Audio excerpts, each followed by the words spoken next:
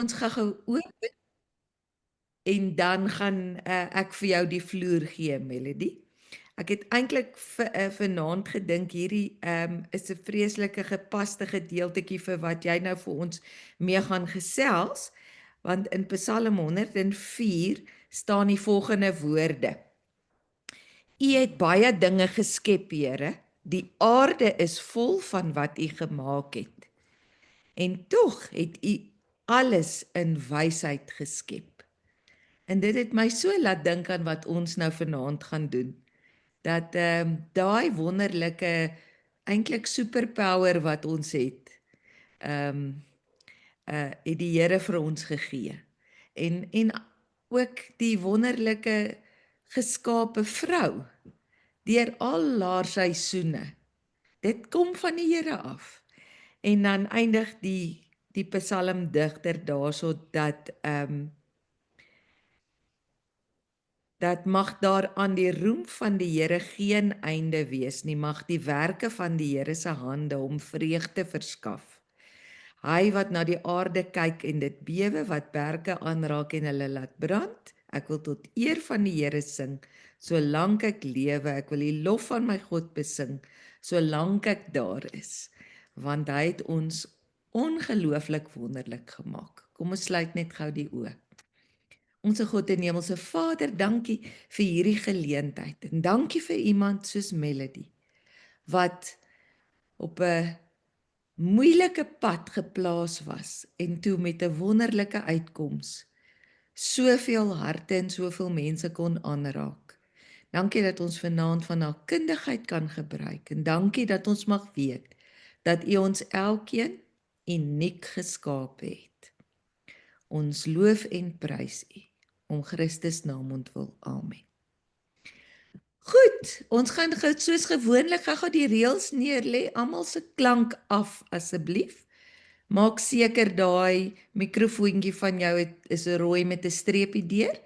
Anders is daar steringe wanneer Melody met ons gesels.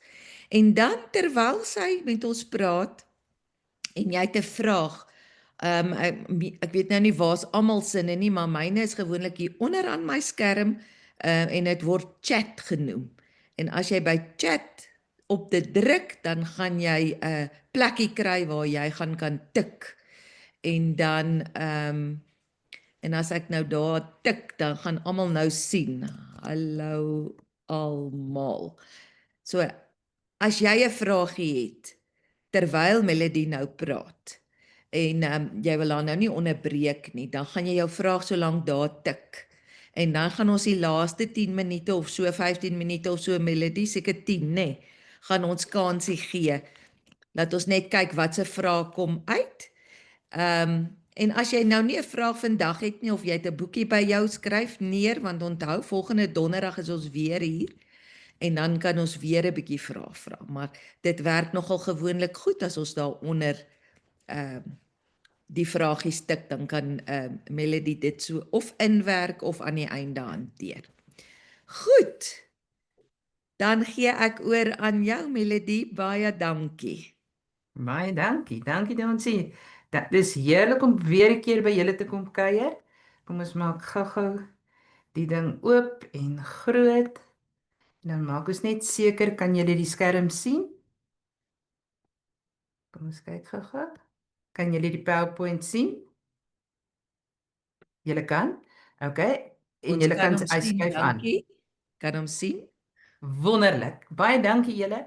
Ek glimlag so klein bietjie vir jou Donsie as jy dink daar gaan tyd wees vir vrae.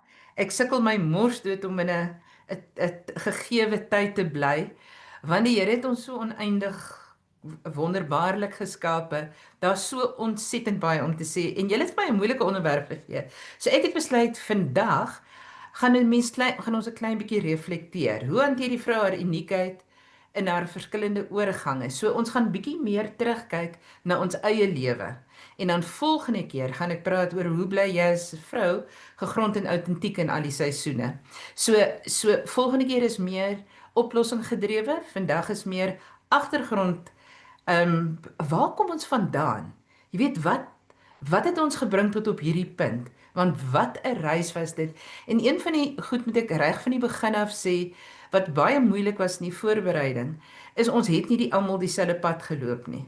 So daar is soveel uitsonderings op die pad wat ons gedink het toe ons klein dogtertjies was, hoe die pad gaan loop en hoe 'n pad geloop het. So ek kan nie na al die afdraai paaie toe gaan nie, anders gaan ons vandag na omtrent hier by 1 uur dalk afskakel. So ek gaan 'n algemene pad oor praat. En hier en daar praat van, maar hoe het die pad dalk vir jou 'n raps anders geloop om jou te bring waar jy vandag is. So ek was diep dankbaar toe ek na 'n geweldige soektog op hierdie prentjie onder afgekom het en julle gaan nou lank vir hierdie prentjie sit en kyk, want dit vertel vir ons 'n storie van waar kom ons vandaan. En elke keer wil ek hê ek hoop ek gaan onthou om elke keer vir julle te sê hoe lank is daai fase min of meer in terme van tyd. Want dis ook 'n belangrike ding. Want hier van kleins af, van klein dogtertjie af tot daar na laerskool toe. Dis so 5 jaar, 'n 6 jaar periode plus die tydjie in utero. En dan van 'n graad 1 na 'n hoërskoolkind is 7 jaar. En dan van 'n hoërskoolkind na 'n student. En as ek sê student beteken nie noodwendig jy het universiteit of college of so iets toe gegaan nie.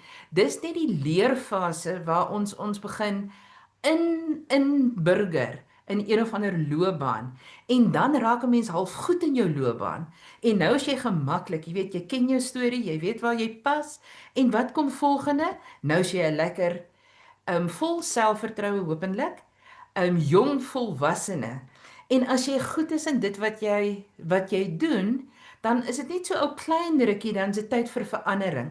Want jy weet die brein is 'n wonderlike ding. Die brein is mal oor verandering, want verandering beteken hernuwing. En hernuwing beteken nie net hernuwing in jou lewe nie, dis hernuwing van jou brein. Jou brein sluit nie uit nie. Hy hou aan vernuwe soos wat jy hernuwe.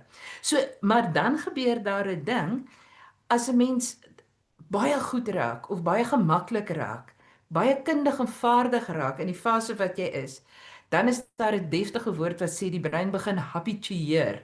Dit klink vir my soos 'n anglisisme. It habitualizes. So met ander woorde, hy gaan so klein bietjie in 'n luier modus. So ek dink as jy met jou motor ry en jy kom by 'n stopstraat of 'n verkeerslig en jy stop en jy wag, so jou kar is aan. Maar hy luier. Hy's nie besig om te werk nie. En ons brein is so, wanneer ons in 'n fase kom waar ons voete gevind het, dis goed, dis baie goed vir ons ontspanning, dis baie goed vir jou immuniteit, gee jou immuniteit 'n lekker boost, maar net so klein rukkie, dan sê die brein, dis tyd vir verandering. En nou sê die jong dame en miskien het jou pad geloop dat en toe kom daar liefde. O genade, wat 'n komplikasie is dit nie. En na 'n rukkie, 'n wonderlike komplikasie, as jy gelukkig is, dan loop dit dalk uit op dam dam dam. En so gaan ons deur die fases van die lewe en ek gaan hom gou terugspring. Daai fase is so ongeveer 7 jaar, 9 maande in utero en dan die eerste 6 jaar van ons lewe. Daai fase is ongeveer van die laerskoolkind na 'n hoërskoolkind is 7 jaar. Daai fase is 5 jaar. Daai fase hang af wat jy doen. Dit kan so enige tyd van as jy 'n kort diploma of 'n ding, gewoonlik so 3 jaar. Maar as jy medies of so ietsie wat kan dit selfs 8 of so jaar wees. So kan jy hoor, die tydperk van 'n fase word langer. Daar as jy jou voete gevind het, ja, dit kan 'n langerige tydperk wees. Die van julle wat my damse gans is, nou praat ek van ons ouderdom. Julle sal onthou in ons dae het 'n mens vroeg getrou. Jy het hier in jou vroeë 20's het jy getrou. Nou trou die jonge dames laat 20, vroeë 30, middel 30. Verstaan, so die tydperk tussen ek vind my voete in my loopbaan en dit is vir my baie lekker om in die fase te wees waar ek nou is en miskien wil ek 'n maat hê. Partykeer besluit mense ek wil nie 'n maat hê nie. Partykeer besluit die lewe vir jou, jy kry nie 'n maat nie. Maar dan die groot oorgang En ek wil hê julle moet iets mooi kyk van hierdie prentjies, man, ek is mal oor prentjies. sien julle tot hier, tot voor hierdie oorgang, is mens alleen. Dit gaan oor jou ontwikkeling. En ek gaan elkeen van hierdie fases gaan ek dit weer uitpak. Ek is net besig met die groot prentjie op die oomblik. Maar sien julle tot hier gaan dit oor jou ontwikkeling. Jou fisiese ontwikkeling, emosionele ontwikkeling, sosiale ontwikkeling, kognitiewe ontwikkeling. En weet julle wat is fascinerend? Elke keer as daar 'n verandering in jou omgewing of in jou lyf is, soos met tienerjare, jou lyf verander, en as daar 'n verandering in jou lyf is daar 'n groot is daar groot uitdagings, emosioneel, sosiaal en kognitief, totdat jy weer jou voete gevind het. Dan verlaat jy skool. Dan is daar 'n verandering van omgewing, miskien as jy huis verlaat het. As daar 'n verandering in jou lyf is, met ander woorde jou lyf verander, dit is presies dieselfde gebeur as jy 'n knievervanging of 'n heupvervanging of 'n ding moet hê, daar's 'n verandering in jou lyf. Oombliklik voel 'n mens vir 'n klein rukkie 'n klein bietjie dommer, want jy weet nie alles wat jy van tevore so maklik geweet het en wat jy so heerlik in jou eie omgewing kon funksioneer nie, en dit het altyd 'n emosionele effek ook. En dan wanneer 'n mens hierdie oorgang maak waar jy sê, weet jy wat? Ek is lekker en ek is belangrik. Maar ek het nou 'n behoefte aan 'n ons. En daai ons sê die welsyn sê vir ons 'n verhouding. In hierdie prentjies hieronder is die verhouding met iemand anderster, maar dit kan ook 'n verhouding met 'n troeteldier wees. Dit kan ook 'n verhouding met 'n mens se werk wees. 'n Gesin het 'n baie interessante definisie nou Sedel. Maar ek gaan nou sommer op die gewone paadjie afhardloop. Die mees algemeenste paadjie, maar kan julle sien van nou af is die vrou nooit weer alleen nie. Daar is altyd iemand om haar, en die iemande, as mens geseënd is met kinders, word ook al hoe meer en al hoe meer. So die fase van uitgaan en trou, dit hang af hoe oud is jy. En party mense trou sommer bitter vinnig nadat hulle ontmoet het, veral as hulle lekker uitgesorteerde mense is. En dan, kyk daai knoppie in die magie. Ja, een ding lei na die volgende, en dan raak 'n mens, dan moet jy begin aanpas by swangerskap. En die uiteinde van swangerskap is ek dink hulle het gesê 98% van swangerskappe eindig in 'n baie suksesvolle geboorte. Is dit nie gerusstellend nie, nê? En daar kom die gesin. En wat gebeur nou genigtig? Dit is enorme aanpassings. En daai fase hou so ongeveer 20 jaar. Wel, dit hang af. Partykeer nou is daai fase selfs 30 jaar.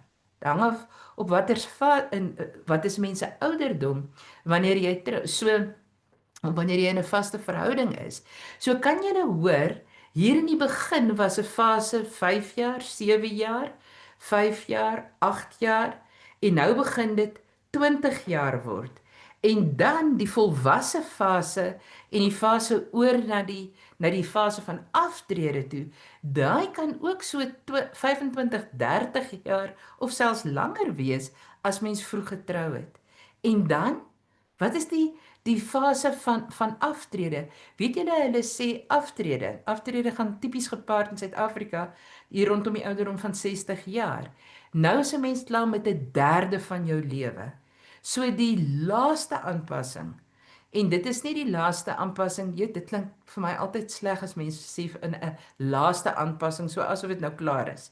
Nee man, hierdie laaste fase, of die daarop volgende fase, is 'n baie beter woordkeuse, strek baie dikwels, as ons gelukkig is, 30 plus jaar.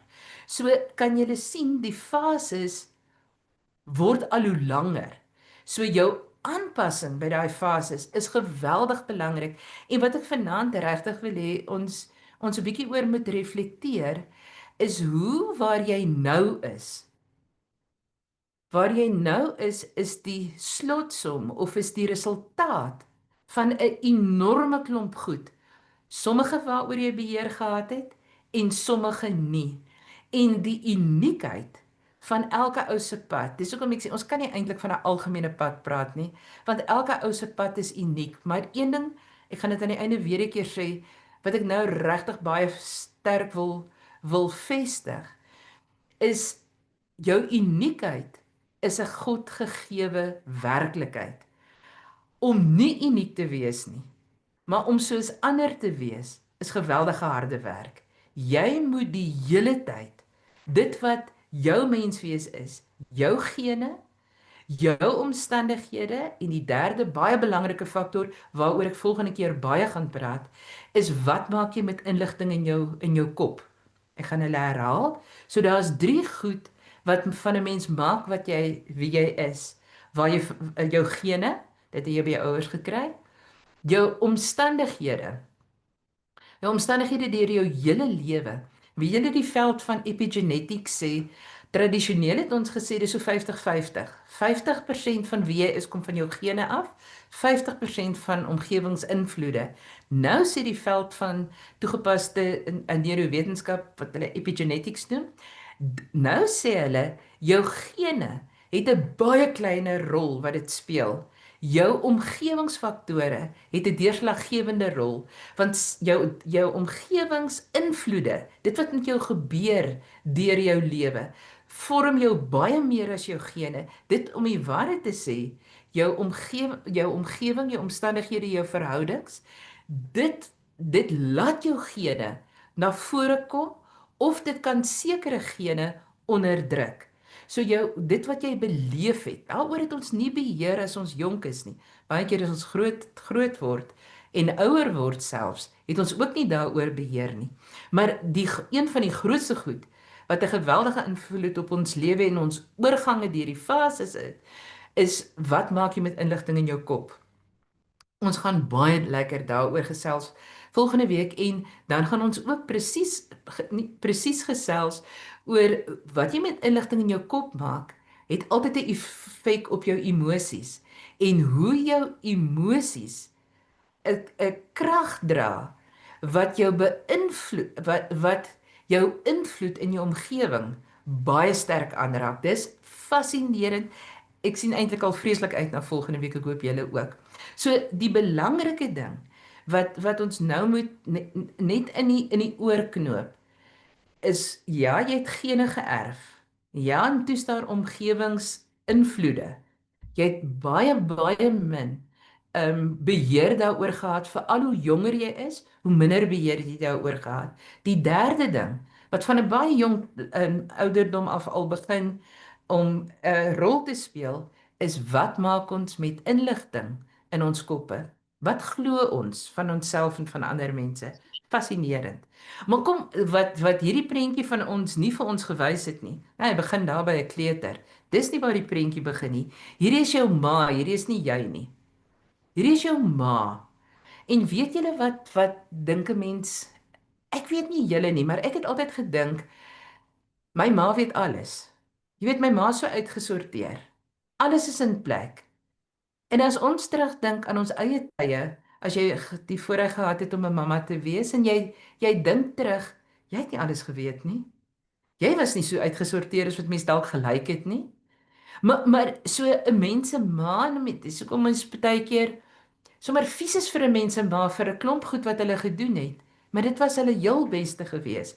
Maar dit is die ongelooflike pad van elke vrou. Op 'n vreeslike ligte noot. Die pad van elke vrou begin, ek weet nie of julle weet nie, maar hierdie is die eiersel en sperm. So daar is die eiersel op die regterkant en ek weet nie of julle weet nie, maar die eiersel is die grootste sel in die menslike liggaam. Het julle dit geweet? Die eiersel, die vroulike eiersel, is die grootste enkele sel in die menslike liggaam. Hy's baie groter as spermselle, baie groter. So ek verstaan nooit hoekom wil ons so maar wees as ons kom uit die grootste sel in die menslike liggaam nie. Weet julle wat is ongelooflik? Dat voor 'n dogtertjie gebore word, voordat jy gebore is, het jy reeds die hoeveelheid eierselletjies in jou lyf gehad wat jy in jou hele lewe gaan afskei. Hulle sê dis so ongeveer 400. wat gaan afskei oor 'n mens se leeftyd. Waar 'n man se spermselle hou aan om nuut te produseer. So tot in hulle 90 jarige, ek het nog geen navorsing gelees wat sê na 90 nie, maar tot in hulle 90 jarige kan mans splinternuwe spermselle produseer. 'n Vrou is anders. Ons is spesiaal. Ons is spesiaal geskape. Ek het 'n wonderlike predikant was in die gemeente gewees van 'n wonderlike predikant op 'n stadium, baie slim man. En ek vra toe eendag vir hom oor die skepping en ehm jy weet wat was laaste geskaap en dit was die vrou. Ek sê nou maar hoekom was daar niks daarna weer geskape nie? En maar hy sien toe maar my oë blink nou vreeslik baie. En hy sê vir my ja, wat wil jy vir my sê? Ek sê want daar was niks wat beter kon wees nie, is daar? Nee, dit is glad nie waar nie. 'n Vrou is nie beter as enigiets anders nie. Maar ek dink toe die Here die vrou gemaak het, het hy iets baie spesiaal gemaak. En ek dink regtig die vrou se rol is die brug tussen hierdie wêreld en die wêreld, die geestelike wêreld. Ek sien nie 'n man kan nie in daardie kan die brug wees nie. Ek dink die man is geskaap en dis hoekom dit so belangrik is dat 'n vrou die beskerming van 'n man het. En as 'n vrou nie haar eie man het nie, dan is die vader ook 'n vrou se man wat vir ons beskerm en vir ons versorg en vir ons voorsien. Maar 'n vrou het 'n ietsie ekstra waarmee jy gebore is. En die feit dat jy met X hoeveelheid eierselle gebore is, sê jy dra van die begin af die toekoms binne in jou. Wat 'n ongelooflike voorreg is dit. So kom ons pak nou eers hierdie verskillende fases uit en ek gaan regtig moet vir my roer laat ons gaan klaar kry.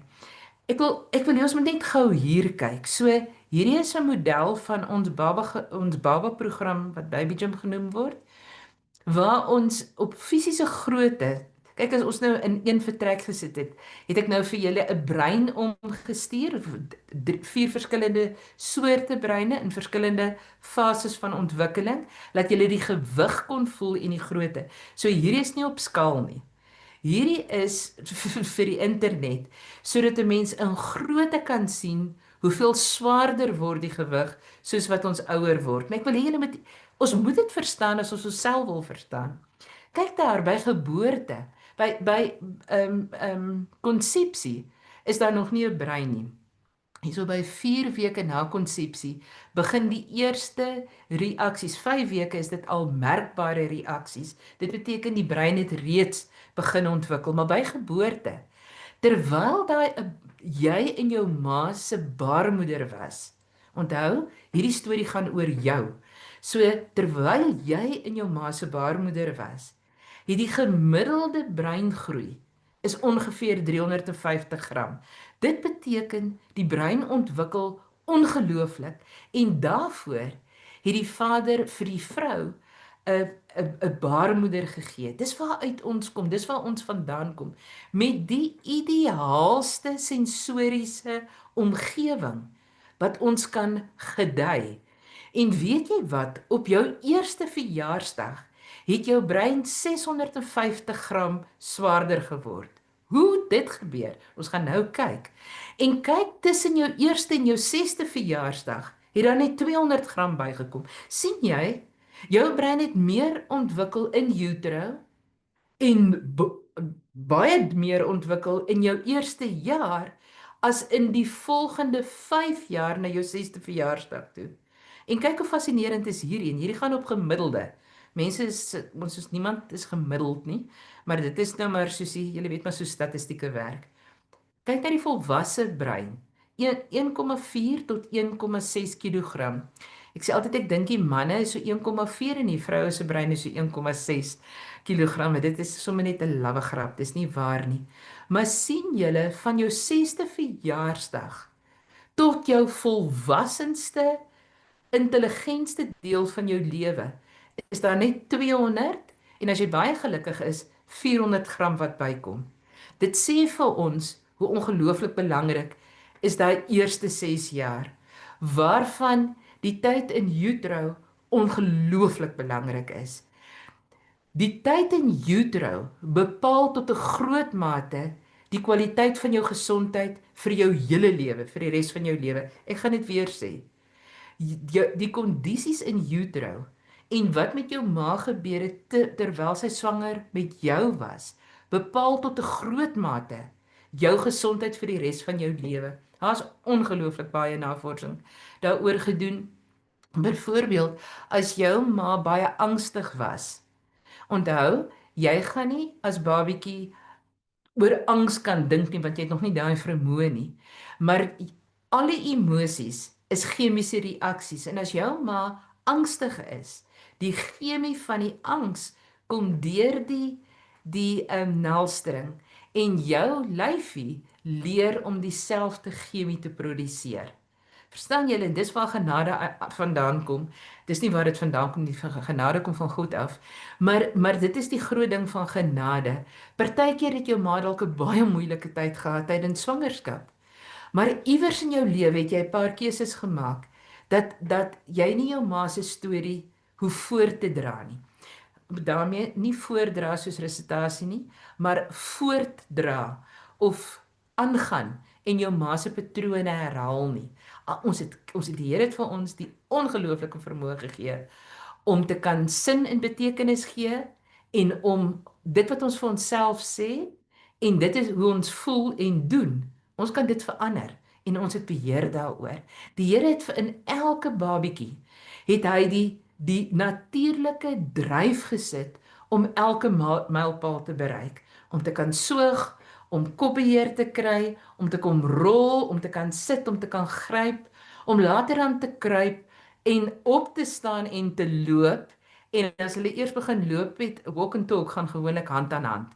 Wanneer daai voete eers die grond begin tref en die wêreld word vir hulle baie groter wat hulle self kan verken, gaan dit baie sterk gepaard met taalontwikkeling. En weet julle wat is so belangrik? Onthou ons praat van jou. So toe jy begin loop het jou lewe begin verruim en daarmee het jy soveel meer nuwe stimulasie gekry.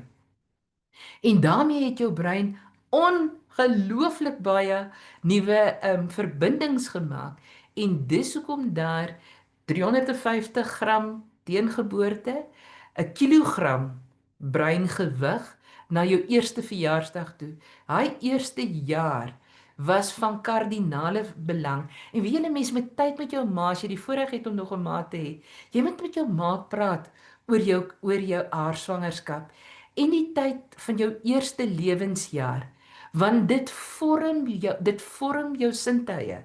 Dit vorm jou spiere. Dit vorm jou lyf. Nooit weer in jou hele lewe gaan jou lyf ontwikkel so vinnig as wat hy tussen konsepsie en die eerste, wel tot jy begin loop, maar tot jou eerste verjaarsdag spesifiek ontwikkel het jy nooit weer nie. So daai tyd is baie belangrik. Ek praat soms by die Alzheimer vereniging, die eerste keer toe hulle my nooi om oor baba ontwikkeling te praat, sê ek nie, ek is nou heeltemal verward. Hoekom moet ek oor baba ontwikkeling by die Alzheimer vereniging praat? Toe sê hulle, want as jy mooi verstaan dat die netwerke en die ontwikkeling wat jy deur is as babietjie vir jou eerste verjaarsdag, daai netwerke dra jou vir die res van jou lewe. Ja, hulle hernie die hele tyd. En hulle kan beskadig word, hulle kan seer kry, maar hulle natuurlike geneigtheid is om hernie te word. En daarom is dit so belangrik dat kinders klim. Ek het nou nie daai prentjie in nie, maar weet julle wat? As kinders die manier waarop hulle klim en klouter en spring en stoot en trek, weet julle dat dit in die brein die voorloper is vir die lyne wat ons trek wanneer ons later moet leer om te lees en te skryf. En dan die fantastiese fase waardeur ons gegaan het toe ons jong kinders was. Ag man, ek wens ons kan net hier stop en elke ou vertel gou, wat was jou gunsteling speelietjie toe jy nog nie voor jy in graad 1 was? Wat het jy gespeel? Ja, huis was vir ons 'n baie lekker ding. Maar daai speel met ma se ou klere en wat het ons gespeel? Ons het eintlik in die lewe het ons eintlik begin voorberei. Alles wat ons om ons gesien het ons gespeel, want dis hoe ons geleer het om sin te maak van dit wat ons beleef het. En hoe ryker jou speel was, hoe ryker is die biblioteek wat jy in jou kop gebou het, verhoudings gebou het, woordeskat gebou het. En onthou, toe ons gespeel het aanvanklik, het jy alleen gespeel. En dan het jy so langs die maats begin speel. En eers heelwat later het jy met maats begin speel. En in hierdie proses het Erik Erikson se teorie, hierdie kom uit, is een van die boeke wat ek saam met Liz Victor geskryf het, Speel leer slim. Wat sê as ons iets van ons emosionele welstand wil verstaan, dan moet ons kyk na ons ontwikkeling tussen toe ons 14 maande oud was en 3 jaar. So konsepsie tot so 14 maande is die tyd wanneer jou lyf absoluut die ontwikkelingsprioriteit is en hy skep die kwaliteit lyf wat jou gaan dra vir die res van jou lewe. Tussen 14 maande en 3 jaar is die tyd wanneer jou emosies die belangrikste, dit is die ontwikkelingsvoorkeur tydperk. Hulle praat van die mees sensitiewe tyd vir emosionele ontwikkeling. En ek hoop julle kan op die skerm sien, hier aan die linkerkant sê Erik Erikson, dit hang af wat het jy beleef. As jy kort na geboorte, jou ma daar, hulle het jou nie weggevat van jou ma af nie, maar jy kon dadelik weer op jou ma se kaalbors gaan lê het. Dan het jy geleer, ek is nie alleen nie, en jy leer outomaties om makliker te vertrou, want jy was vinnig weer terug by jou mamma, wat jy nie kan herken met sig nie, wat jy daar nog nooit gesien nie, maar jy kon haar ruik. Waar as jy en jou mamma vir 'n hele rukkie van mekaar geskei was, weens geboortetrauma of watter rede ook al, dan voel 'n mens alleen. En volgens Erik Erikson is 'n mens dan meer geneig om wantrouig te wees. So verstaan jy wat jy beleef het in jou jong jare, vorm jou lyf, ook jou emosies. Ek gaan later oor die denke praat, maar kom ons kyk gou hierdie lyn. Ek hoop jy regtig julle kan dit lees. As julle wil, sal ek dit later vir julle per e-pos of WhatsApp kan aanstuur, want ek dink hierdie is iets wat 'n ou nogal 'n bietjie oor moet reflekteer. Want kyk, hier's 2 lyne van emosionele ontwikkeling. As jy vroeg al gevoel het, maar hier's omgee groot mense, wat ek is nooit alleen nie. Iemand sorg vir my. Hier's altyd iemand om na my te kyk en na wie toe ek kan hardloop en daar's 'n warm, sagte skoot, dan ontwikkel jy vertroue en dan oor tyd autonomie. Want as jy weet hier's iemand hier's iemand, soos die Engelse sê, that covers my back. Ek is nie alleen nie. Dan na 'n rukkie, dan is dit lekker. Ek weet hier's iemand wat vir my omgee. Nou begin ek wegbeweeg van daai persoon en ek raak meer autonoom. Dan ontwikkel 'n mens outomaties meer inisiatief. Jy begin waagmoed en jy ontwikkel 'n waaghouding, voorskoolse jare nog. En dan ywer, dis laerskooltye. Daai ywer gaan oor 'n werksingesteldheid. Jy weet, jou ingesteldheid oor leer en oor skool, dit word oor tyd hier in jou tienerjare, het 'n mens 'n baie sterk sin vir identiteit, want jy het vertroue, jy het selfvertroue, jy funksioneer meer autonoom, jy's nie bang om te wag nie, jy's ook nie bang om foute te maak nie, jy leer jy uit jou foute en jy lag hulle af op by tye, jy het 'n goeie werksingesteldheid, jy het 'n stewige identiteit, en jy raak nie so verward of saamgesweep of saamgesleep saam met ander jong mense wat heeltemal 'n ander idee het van wie hulle is en hoe jy moet wees. Jy kan staan want jy het wortels onder jou voete, want jy het 'n pad gestap oor tyd. En dit maak dat dit vir 'n mens makliker is om vir intimiteit, en intimiteit verwys nie net na seks nie, dit ook, maar baie spesifiek die vermoë om jouself bloot te stel aan iemand anders, sodat jy regtig geken kan word. So dis 'n ideale pad. Maar wat met party mense gebeur het, en dit kon met van ons gebeur het. Toe jy net gebore was, vir watter rede ook al was jy nie dadelik by jou mamma nie. En daai alleen in 'n broeikas of alleen in 'n bedjie lê, nie dig teen soos wat dit normaal is vir ons soogdiere om dadelik weer by jou mamma te wees nie. Daai wantroue laat jou terugtrek en ineentrek en dit ontwikkel outomaties 'n sin vir skaamte en twyfel, onsekerheid. Wat baie omdat jy mens onseker is, voel 'n mens baie maklik skuldig en daarom minderwaardig. En as jy dan hier in jou tienerjare kom waar die kinders wat 'n makliker pad gehad het en nou 'n sin van eie identiteit het, is 'n mens verward. Jy weet nie wie jy is nie. En as jy nie weet wie jy is nie, dan en jy kan nie staan vir wie jy is nie, dan val 'n mens baie maklik vir enige ietsie anderster. En wat is die uiteinde, sê Erikson? 'n Mens is geneig om in isolasie te leef en is baie moeiliker om in verhouding te tree. Is dit nie fascinerend hoe die vertroue teenoor wantroue, autonomie teenoor skaamte en dan tot hier naby inisiatief teenoor skuldgevoelens, dit ontwikkel voor jou 4de verjaarsdag, het daai paadjie reeds begin. Onthou altyd, die neuroplastisiteit van die brein sê, jy kan verander. Maar ons is besig om te reflekteer en terug te kyk na ons lewe en te kyk wat het ons gevorm om te wees wie ons is. En het ons so goed gevoel oor onsself, goed genoeg, dat ons maatjies kon maak? Of was ons die kind wat die hele tyd net geboek lees het, of alleen gespeel het, of in isolasie was? Want jy het net nie jou hartjie weet nog so, dink aan jou hart as 'n emmer.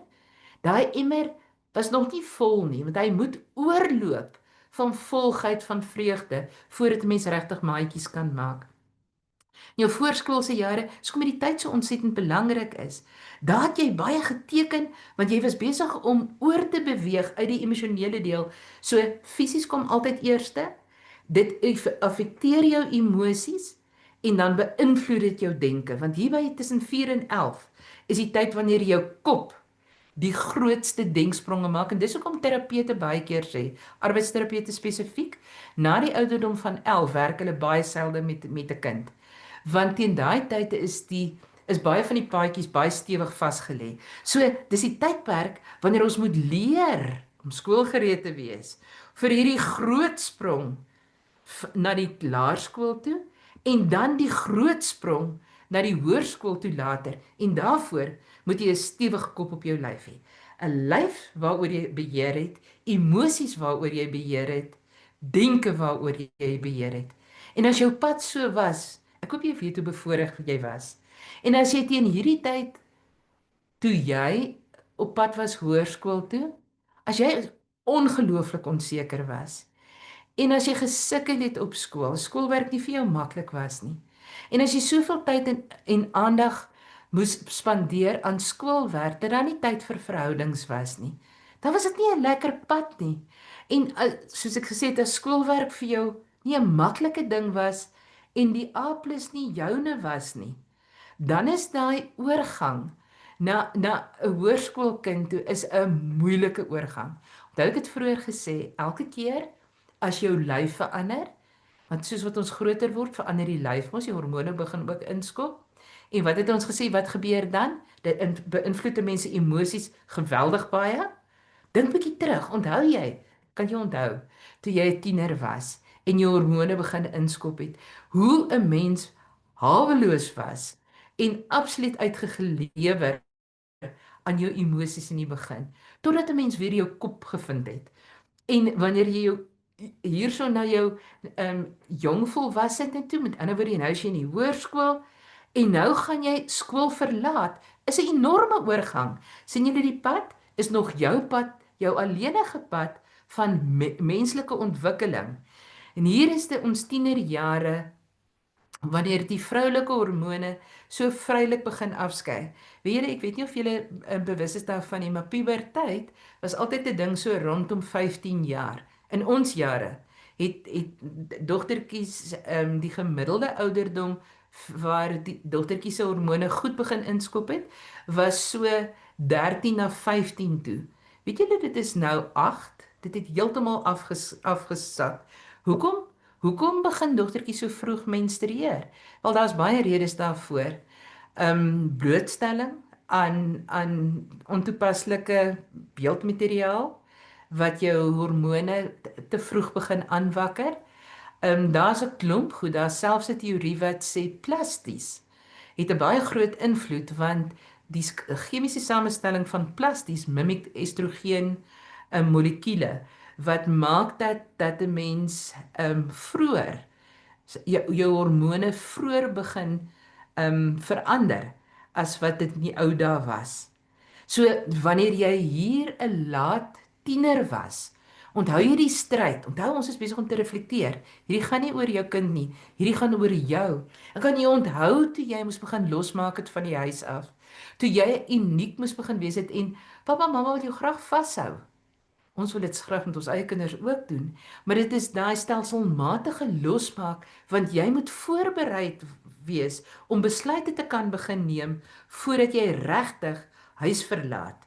Daai tydperk wanneer jy gaan leer, gaan werk, as jy uit die huis uit kan leer en werk, is jy baie bevoordeel. Baie kry nie daai voorreg nie. En aanvanklik is dit so lekker om die huis te verlaat. Oeg, 'n mens voel so groot en jy voel of jy nou groot skoene gaan vol staan. Jy weet dit was glad nie so maklik nie. Dis eers as jy uit die huis is, dat jy kan onthou, dat jy besef wat 'n groot voorreg was dit om in 'n huis te wees. En as jy nou gaan ek 'n bietjie vinniger gaan, want ek wil graag by julle vrae uitkom. Ons gaan gou kyk hoe lyk die tyd. Nou het jy jou voete gevind. Jy het iets geleer. Miskien het jy gaan studeer, miskien het jy dadelik begin werk, maar jy het geleer hoe om jouself te handhaaf in jou omgewing. Jy het jou voete gevind as 'n jong volwassene. En nie net jou voete gevind nie, jy het jou merk begin maak in die lewe. En dit was daai tyd wat okay, ek het dit nou. Ek is nou my eie mens. En dis daai tyd van ek is my eie mens. Maar man, ek is gemaak vir 'n maat. Ek sal dan graag iemand wil hê wat 'n pad saam met my wil stap. En as vrou is dit 'n baie groot stap. As ons eers daai vingers begin hak. Maar jy weet dis nie so maklik nie. Want die hart breek baie kere voordat ons partykeer gelukkig is. En onthou jy daai keer? Onthou jy toe iemand, dalk was jy bevoorreg, en iemand het daai boksie uitgehaal. Ek dink dis die pragtigste foto. Kan julle onthou hoe dit gevoel toe 'n mens dink by iemand wil my hê?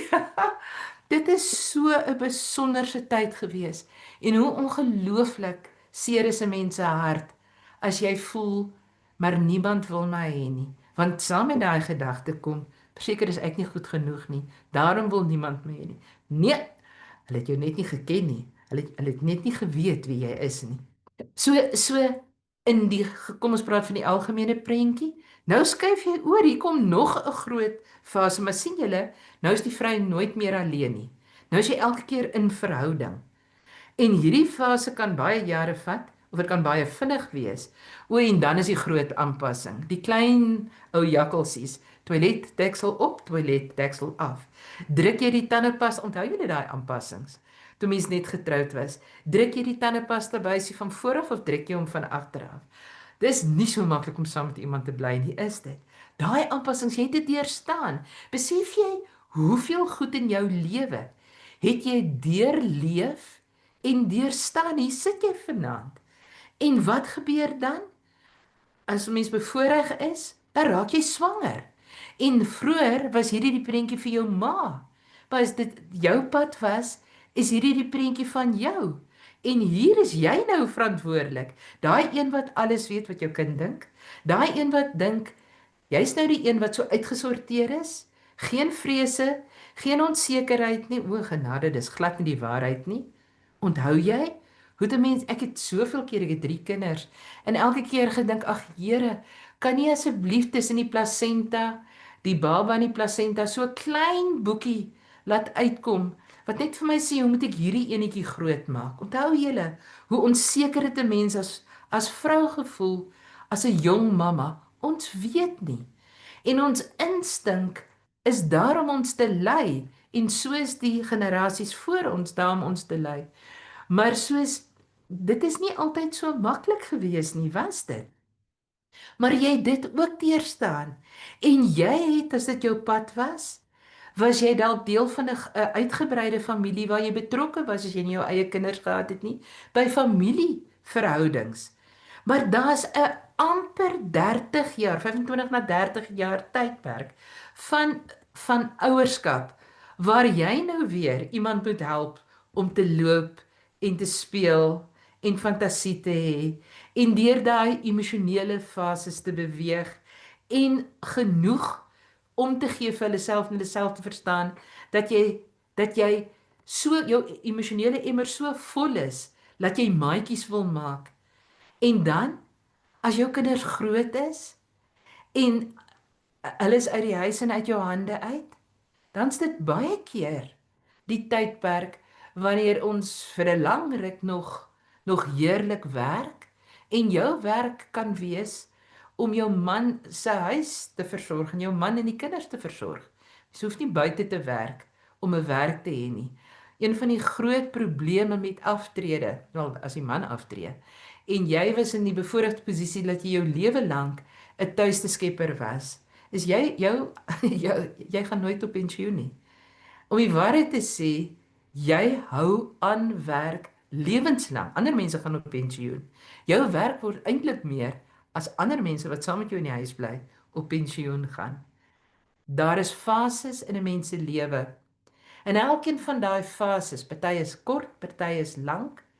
Hoe vroeër hulle is, hoe groter is hulle impak.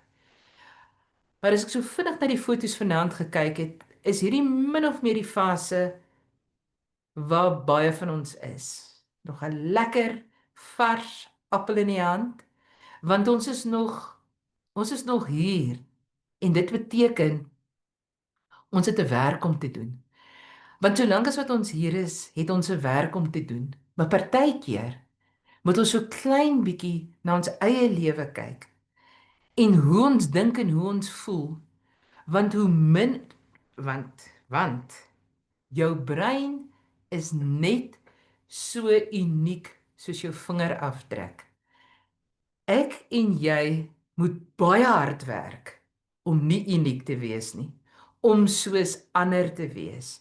Ons is gebore, ons is geskape om uniek te wees. Jou genepool is soos niemand anders se nie, selfs nie soos jou boetie of jou sissies se genepool nie. Selfe pa, selfe ma, julle is nie dieselfde mense nie, is julle? Nee, julle is nie, ten spyte van die feit dat julle uit dieselfde genepool deel. Julle lewensomstandighede, al is jy in dieselfde huis, is nie altyd presies dieselfde nie. Want wat ons met inligting in ons koppe maak, hang tot 'n baie groot mate af van wie is ons en vir wat het ek om die lewe en die mense daar buite te bied. Ek wil vir jou sê, as jy vanaand hier sit, ek hou nie van die woord van 'n wenner nie, maar jy's 'n oorwinnaar. Jy het 'n leeftyd van oorgange suksesvol. Jy het hekkies gehardloop jou hele lewe lank en jy het dit suksesvol gehardloop. Dis hoekom jy vanaand hier kan wees en omdat jy deel is van 'n dameskring waar dit is 'n vangnet. Dis 'n plek van hoort waar ons mekaar ondersteun en vir mekaar daar wees. Want ons is nie gemaak om alleen te wees nie, maar jy en ek moet baie hard werk om nie uniek te wees nie. Ons is.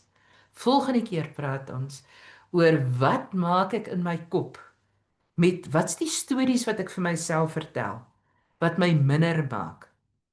Wat is die stories wat ek vir myself vertel wat my meer maak? Party blaas hulle self vreeslik aan en dan is hulle amper bietjie soos daai wat noem hulle dit as jy by die garage by die motorhawe kom en daar is jy weet daai op daai so springkasteel. Dit is so opgeblaas. Ons kyk volgende keer, wat is die stories wat ons vir onsself vertel? En waarom het ons baie keer sulke uitbarstings?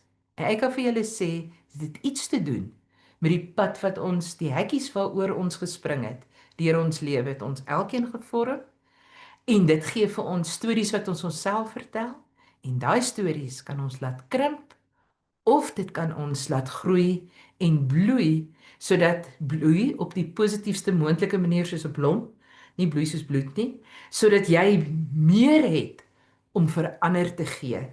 Dat ons oorloop van vreugde, oorloop van dankbaarheid en daarom meer as genoeg het om vir ander ook te gee. Ek het glad nie my oog op die chat gehou nie. Ai, ek het vir julle so besig gehou. Donsie, hoekom hanteer verskillende kinders in dieselfde huishouding nie die groeiproses verskillend? Uitstekende vraag. Absoluut uitstekende vraag. Presies wat ek vroeër gesê het. Jy's uniek.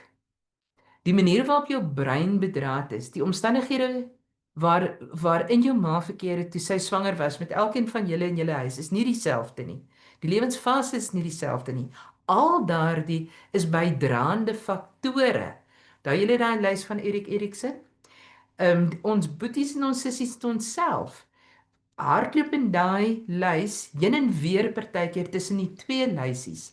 En as gevolg van waar jy vandaan kom, wat jy beleef het, dit wat jy beleef het in jou kop gemaak het, daarom reageer dieselfde familie verskillend op verskillende dinge. Weet nie of daar dalk nog 'n vraag is nie.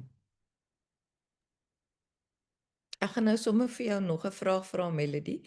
Ehm As ek jou reg verstaan, is dit dan eintlik uiters belangrik dat elke mens sy storie ken. Ja, Wat ook al die storie was. Die storie van sy geboorte en die storie van sy grootword jare. En dis nou eintlik vir my hartseer dat 'n mens nie eintlik ek weet nie eintlik of daar regtig klem gelê word daarop nie. jy nou doen Of nie. genoeg nie. Ek kan nou maar byvoorbeeld sê in ons huis en ek dink my sussie is hier eers, sy sal dit bevestig. My ma het op elke verjaarsdag vir ons van vooraf vertel wat het gebeur op die dag wat ons gebore is. Wow. Tot ons naderhand wou skree daarvan. Maar elke verjaarsdag het sy jou saam met al die ander om die tafel gesê, kom ek vertel vir jou wat het op die dag gebeur toe jy gebore is. Maar Hoe spesiaal is dit? ja, ek hoor nie dat dit eintlik by ander mense gebeur het nie. En hoekom is dit nie in die, hoe kan ek sê, in die opvoedingstaak van mense? Hoekom figureer dit nie dat 'n mens dit weet nie? Weet jy, ek gaan twee goeie sê. Ek wil julle vreeslik aanmoedig om tussen hierdie week en volgende week gaan blaai deur jou fotoalbums. Gaan kyk terug. Gaan onthou weer 'n bietjie. Gaan spandeer 'n bietjie tyd met waar jy vandaan kom. Praat bietjie met jou broers en jou susters, jou ouers nog leef, praat met hulle ooms en tannies. Onthou 'n bietjie terug van maar 'n mens moet met tyd spandeer daaraan. En 'n mens huil baie keer. Jy lag ongelooflik baie keer ook. Verstaan en jy gaan sien, daar gaan van jou mense wees wat baie min op die fotos is, want hulle is die wat die fotos geneem het, wat vir ons die oomblikke vasgevang het. Dan lyk dit of hulle nie daar was nie, hulle was daar gewees. Maar om jou te antwoord, Donsie, ek dink in ons generasie en eintlik in ons ouers se generasie was hulle so besig om te oorleef en om die depressie en ek praat nie van die emosionele staat nie, ek praat van die ekonomiese toestand, die tydperk waaruit hulle gekom het en die Afrikaners se stryd om vorentoe te gaan. Dit was sulke groot stryde as dit ware dat hulle fokus hierdie was nie oor gepraat in daai tyd nie. Jy weet dis die laaste generasie hierin die laaste klompie jare, ek weet nie of julle weet die neurowetenskap het eers in die 90 jare regtig na vore gekom. Dis baie nuut. Verstaan jy, die vreeslike refleksie oor jou lewe, dis relatief nuut in die mens se bestaan. Maar dit het 'n baie groot invloed. Weet jy, ons kan 'n hele aand praat en nou praat ek nie van 'n uur nie oor die invloed van geboorte. En as laat ek gou kyk, kan ek gou 'n klein storie vertel daaroor. En dis 'n storie dit is 'n ware verhaal. Iemand wat ek ken en haar dogter en die dogter die mamma was oortyd en hulle wou 'n keiser gegee het en die mamma het gesê nee, sy wil nie 'n keiser hê nie. Sy gaan natuurlik geboorte gee. En sy het natuurlik geboorte gegee, maar met pure wilskrag. Sy het besluit sy gaan daai baba uitdruk en sy het daai baba uitgedruk. Maar daai baba was nie heeltemal gereed om gebore te wees nie, al was die baba oor tyd, want daar was 'n fout gewees met wanneer het sy werklik swanger geraak. Verstaan jy, die som was verkeerd. En lewenslank het daai mamma en daai dogter 'n hakplek gehad, want die dogter was weer barstig elke keer as mamma vir die dogter in 'n rigting wou dwing. Verstaan julle? Dit kom van voorgeboorte af.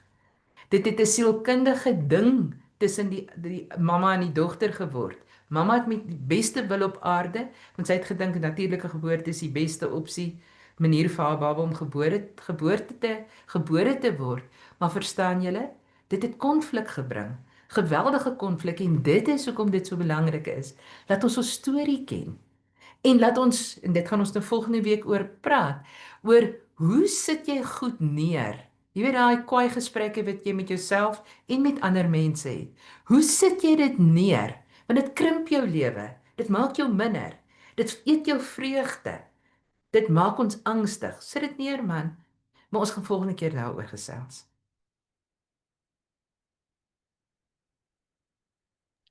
Is daar nog iemand wat 'n vraag het? Ek kan nou nie hande sien nie. Jy sal dit of hieronder moet opsteek of net begin praat. Is julle nou te terug in julle kinderjare en julle sit nou en dink daaraan? Kan ek maar gou 'n vragie vra asseblief? Ja. Melody, dit is baie lekker om na jou te luister en as 'n mens weer sou hoor hoe ontsaglik belangrik daai swangerskapjare en daai eerste rukkie is, dan wens 'n mens kan alles oorkry Absoluut. en jou kinders weer van voor af kry, nê.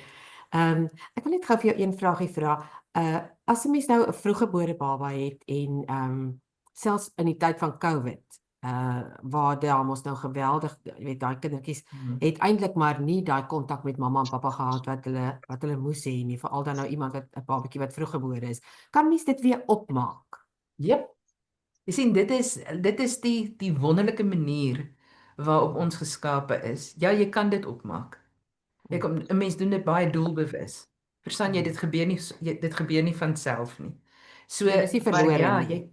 dit is byvoorbeeld 'n eenvoudige ding. Dis waar swaddling. Jy weet hy, ek weet nie hoe swaddel mense in Afrikaans nie. Maar wat die baba so styf vasgedraai word, vreeslik baie velkontak, baie velkontak, baie drukkies. Maar ja, jy kan. Die Here het vir ons gemaak. Ons is nooit klaar nie. Ons kan die hele tyd verander. Maar 'n belangrike ding is, jy kan net verander waarvan jy bewus is. Dis baie Dankie, belangrik. baie dankie. Ek sien Christa? Christa met 'n vraag vra. Melody, dit is 'n fantastiese gesprek hierdie vanaand. Baie dankie vir al die kennis wat jy deel. Ek wil graag weet, wat is jou terugvoer van die hospitale af? Hoeveel kennis is daar van verpleegsters, verpleegpersoneel in die kraamsale oor hierdie dat 'n baba sodra hy gebore is, so gou as moontlik aan sy mamma kan drink? Is daar werklik genoeg kennis daar wat gedeel kan word aan die personeel en aan die mamma? So nog 'n fantastiese vraag. Daar is kennis, maar ongelukkig is daar baie prosedures. En as gevolg van die prosedures in hospitale maak dit soms moeilik. Die kennis moet by die mammas en die pappas uitkom. Dis hulle baba sodat hulle kan regtig aandring. Selfs die apgar die baba hoef nie weggeneem te word om 'n apgar te doen nie. Hulle kan dit op die mamma se bors doen. Dis wat die baba hoort. Daar's 'n baie groot internasionale database wat onomstootlik wys hoe belangrik is daai oorgang. Hulle praat van die eerste 7 minute na geboorte. Die werk van Michelle, Michel, Oudent, Odent. Hy's 'n Fransman, Michel Oda. Hy het ek dink hy's nou in sy 90's. Ek het die voorreg gehad om by hom te studeer. Ongelooflike man wat sy lewe, hy was 'n verloskundige, want in Frankryk het hulle daar was daar 'n groot onderskeid tussen 'n ginekoloog en 'n verloskundige. Nou is dit dieselfde persoon. Die een het met vroulike siektes te doen, die ander een met geboorte te doen. Dis glad nie dieselfde nie. Verstaan? So hy het dit sy lewenstaak gemaak om swanger ouers in te lig oor die belangrikheid van daai eerste paar minute. Maar as jy nou geluister het vanaand en ongeag, miskien weet jy nie eers hoe was jou geboorte gewees nie en jy dink aan jou eie kinders se geboorte en dit was anders as wat die ideaal is, dit beteken nie daar sal probleme wees nie. Ons kan nie voorspel in die menslike wetenskap. Jy kan nie voorspel nie. Dis net ons doen navorsing in die humanities en die menslike wetenskappe is agteruit.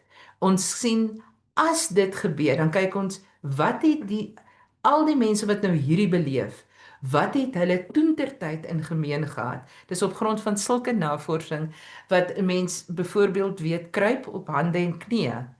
As 'n baba nie op hande en knieë vir lank genoeg is, nie net kruip vir 2 dae nie, lank genoeg gekruip het, is die kanse vir hakplek met skryf en lees en wiskunde redelik. Hoe het hulle dit agtergekom? Kinders wat gesukkel het met skryf en lees en wiskunde, het hulle navorsing gedoen watter mylpaal het julle gemis en die grootste gros van hulle het kruip gemis. Verstaan, so die menslike wetenskap, ons kan nie voorspel nie, want daar's hierdie een ding, onthou ek het gesê daar's 3 faktore, jou gene, omgewingsfaktore, maar dan wat maak jy met inligting in jou kop? En daai, wat maak jy met inligting in jou kop, is van deurslaggewende belang. En dis die enigste een waaroor ons werklik beheer het. Maar dan moet ons die beheer vat. Sjoe, Melody, ek dink ek sien die vrouens is skoon. Hulle is ver in hulle gedagtes nou. Hulle dink nou terug aan hulle kleintyd, maar baie van ons dink ook nou aan ons eie kinders se geboorte. En dat ons graag eintlik hierdie inligting toe sou wou gehad het. Maar nou ja, nou kan ons dit darm oordra. En soos jy sê, dis nie te laat nie. So almal wat hier sit en nog kinders naby julle het, gaan gee hulle sommer nou dadelik 'n swaddel met julle arms. Ja, en gaan vertel jou kinders se stories soos wat jou mamma gedoen het. Dit is fantasties. Nie te laat nie. Ek wil vir jou verskriklik dankie sê. Dankie vir jou moeite en dankie vir die deel van jou kennis en dat jy 'n hart vir die dameskring het. En nou sien ons nog eers meer uit na volgende donderdag. Nou kan ons nie wag nie. Ek gaan sommer vir julle vra. Melody het so in die loop van haar gesprek genoem, sy sou nogal graag wou gehoor het wat was julle lekkerste speelgeleentheid toe julle kinders was. So dink 'n bietjie terug daarna, sit dit 'n bietjie op papier en volgende donderdag as ons begin, dan gaan ons so vir 4 mense vra om net gou vir ons te sê. Wat was julle lekkerste speelmoment? Of jy weet hoe jy gebore is. Kom ons maak dit een of die ander. Goed, ons wil vir julle baie dankie sê vir vanaand. Dankie dat julle die koue trotseer en nie nou in julle wel. Ek weet nie, ek kan nie sien of party van julle in julle beddens is nie, maar dit is ook oukei. Mag julle 'n lekker aand verder hê en ons sien mekaar weer volgende donderdag. Dankie. Dankie bly. met die goed gaan. Lekker slaap.